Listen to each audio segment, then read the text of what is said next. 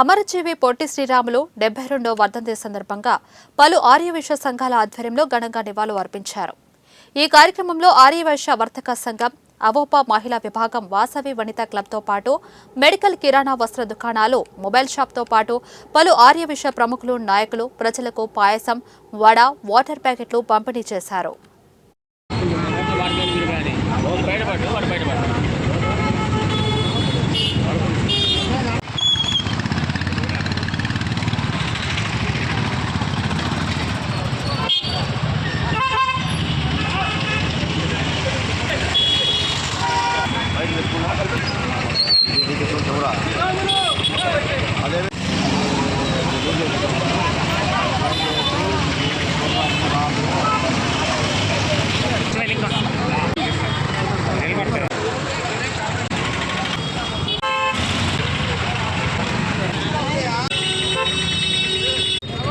పొట్టి శ్రీరాములు వారి జయంతి సందర్భంగా ఇక్కడికి చేసిన ఆర్యవైశ్య సోదరిమణులు, ఆర్యవైశ్య మహిళా మండలి వారు, అలాగే అవోపా వారు, ప్రతి ఒక్కరికి కూడా పేరు పేరున ధన్యవాదాలు చెప్పుకున్నాను.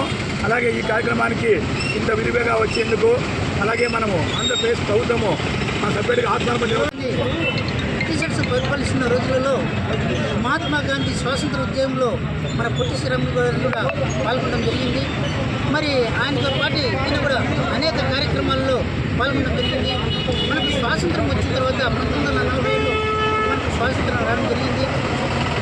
ఆనాడు మనమందరం ఉమ్మడి మద్రాసు రాష్ట్రంలో ఉన్నాము.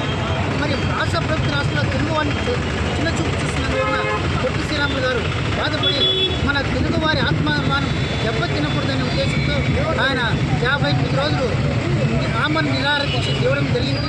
మరి అక్టోబర్ 1, 1953 ఆయన విశ్వాసం ఇవ్వడం జరిగింది. ఆనాడు మరి ప్రధానమంత్రిగా నెహ్రూ గారు ఉన్నారు. అటు పిమ్మట మరి ఆయన త్యాగ ఫలాలకుండా మనకు 1956లో నవంబర్ 1వ తేదీన ఆంధ్ర రాష్ట్రం 1953 మనకు ఆంధ్ర రాష్ట్రం ఏర్పడింది. ఆంధ్ర రాష్ట్రం ఏర్పడిన తర్వాత కూడా తెలుగు భాష మాట్లాడే వాళ్ళందరూ కూడా ఒక తాటిపైన పోవాలా అనే ఉద్దేశంతో నవంబర్ 1వ తేదీన 1950న ఆంధ్రప్రదేశ్గా అవతరించినది. మొట్టమొదట మన భారతదేశంలో మన ఆంధ్రప్రదేశే భాషా ప్రయుక్త రాష్ట్రంగా సపరేట్గా అయినది. మన స్ఫూర్తితో మిగతా రాష్ట్రం వారు కూడా భాషా ప్రయుక్త రాష్ట్రాలుగా రూపొందడం జరిగింది. కావున భాష